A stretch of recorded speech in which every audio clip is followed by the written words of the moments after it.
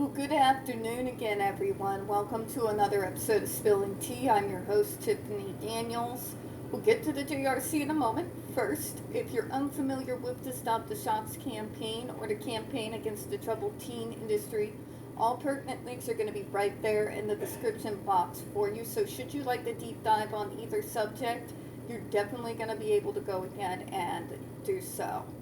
Trigger warning, this channel is marked not for kids for a reason. We do use profanity, and when we cover places like the Judge Rotenberg Educational Center, you're going to hear vivid descriptions of and catch clips of surveillance footage of people with mental health issues and disabled people being tortured and abused. So if you got a child that is 16 and younger and they are watching this, parental supervision, very much advised, alright? Alright, now remember, this is going to be a little bit shorter. I've got 3 more vids to do before I call it a night and take care of my hanger management issues. Hanger. Hear me, with an H.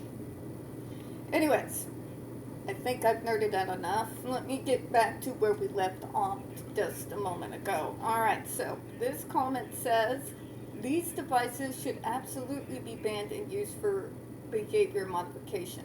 Applying electrical shock to a person without their consent is torture. Again, watch how you say things, folks. Remember that police do use tasers and stun guns. You've got to be more in detail. So, along the lines of this is saying, you cannot use electrical shock to try and force someone to act in a way that you would prefer. Okay? You're not allowed to use that device to punish an individual for something that is not malicious or willful. And if you want those behaviors to stop, then you need to do your damn job and find out what the triggers are that are being hit or flipped, so to speak. Where's the switch that's causing the behavior? That is how you bring it down to a bare minimum. And again, I will bring you back to the reality that you're never going to get away from it entirely. I am a 40-year-old autistic woman. I'm middle-aged. I can tell you that I still have meltdowns. They don't occur as often as they did when I was younger and more like the kids at the JRC, but they're never going away entirely. Okay? Just putting it out there. Anyways, to shock anyone without their consent is an issue except in extenuating circumstances like what you see go on with cops. Because let's face it, we would rather them use those devices than to use their gun, right? See, that's where we start getting in trouble. So, think out completely, because missing just a single thing, the JRC will take it and run it to the damn finish line, even when it makes no coherent sense. Trust me, I've been watching this shit for nearly 20 years now. So just be careful. Please pass this rule and stop this form of abuse perpetuated on autistic and developmentally disabled people. And while we're at it, leave people with mental health issues the fuck alone. They're just out there trying to exist, taking their meds, taking advantage of community-based services. And now people want, let's bring back the asylums. You know what they did in those asylums? Different topic, but you get what I'm saying, right? Okay, let's go to the next comment here.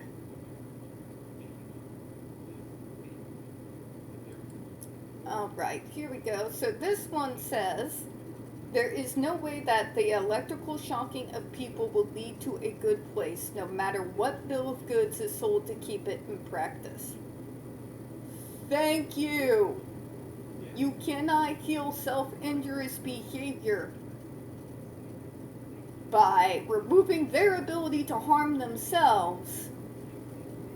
But now you got a remote control where you can hurt them just as badly, if not worse, than them hurting themselves at any time without their consent. Whether they're doing it themselves or it's you doing it, they're still getting hurt and nothing's getting resolved. It's the most idiotic argument ever. Literally ever. I'm going to stop you hurting yourself. How? I'm going to hurt you instead. Okay? I'm still getting hurt, but your life will be better. How?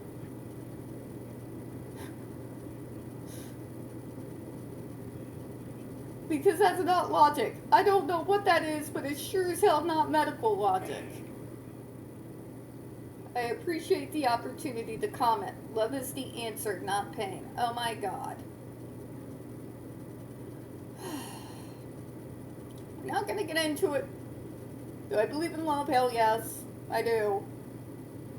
But there's places for that conversation. Debating use of the GED device is not it. Why? Because people like the JRC will see it as a weakness. It's not a weakness, it's a strength. But they'll use it and take it to the freaking courts, and here we all go again. Right? Okay, we're gonna go to the last one for this particular vid here. Alright, so this one says, I urge Congress to discontinue this barbarous practice on the neurodivergent community. Now I want to make something clear in regards to the Judge Rotenberg Educational Center. They are not just targeting neurodivergence. The most well-known case, the one that the JRC got caught, was Andre McCollins. He's neurodivergent, obviously. But they also have people who are there with mental health issues that are put on that device. Down syndrome folks have been put on that device.